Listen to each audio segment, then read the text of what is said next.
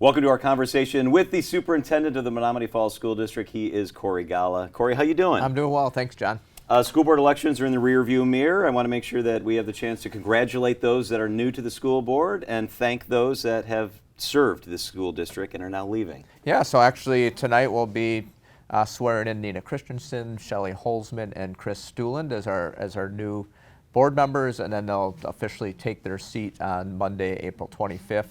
So congratulations for them. It's it certainly takes courage and a lot of commitment to serve in this capacity. So, and the school board is an important factor in the success of our school. So we'll be welcoming them in this week.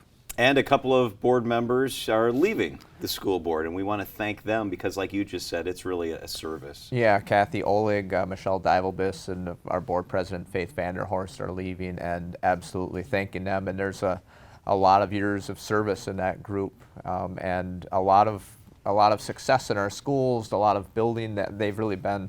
Our board has been partners in the development of our continuous improvement. In fact, I'll be giving them a gift. Book came out a year or so ago, Improvement in Action, and Menominee Falls is a case study in that book where we're featured as one of the only districts across the country using those practices, and they've been great partners in all of that work. So that'll be a good token for them to walk away with. That's awesome. Speaking of success and hard work, the academies in our district, I recently spoke to a group of students, and it's fantastic to listen to them talk about the academy work. For those that aren't familiar, explain briefly how the academy model works in our district and why it's important. Yeah, aren't they great ambassadors? Oh, they're better than I could ever be. The academy model is when students are sophomores, they enroll in one of the academies if they choose. And we've got 5 of those academies: business, media marketing, STEM, Educators Academy, and the Healthcare Academy, our oldest academy.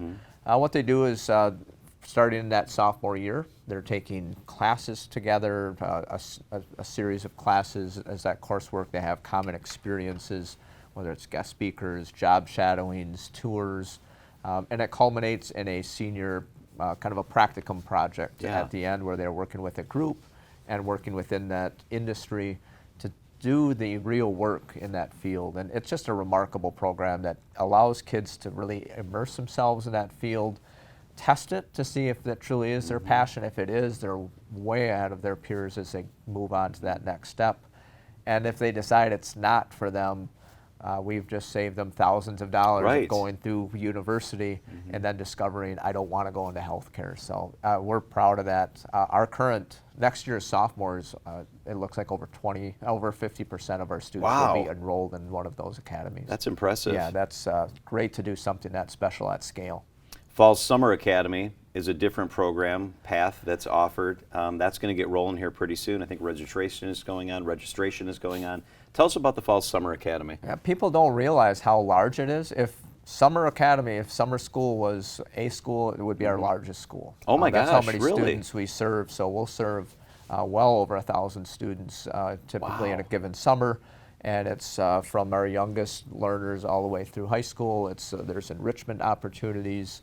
There's also credit recovery opportunities or opportunities for students who have just fallen behind a bit. So we try to just create a lot of different experiences for kids and families. Really appreciated those opportunities. I want to ask you about, Corey, some things that students are involved in that we should all be so proud of. At North Middle School, FBLA, 6th time that they've become a champion. How important is it that kids have the opportunity to do stuff outside the classroom? You want to connect kids' passion to their learning, and so all of those opportunities, it allows them to grow in different ways. It allows them to connect with friends, other students who have common interests. So the engagement part of it, the college career readiness part of it, especially at the middle school, to let them explore these different things as young as possible. So as they get into high school, they can start making some of those choices. And everyone knows about our high school basketball team, but they don't realize maybe the real dynasty in this system is FBLA. 6 years state champion at the middle school, I think 8 years at the high school. That's remarkable. A huge program in terms of participation. That we typically have over 100 students in FBLA at the high school. That's really cool. The art program, we've talked a lot in our conversations about art, and some high school students just recognized at the Festival of Arts competition.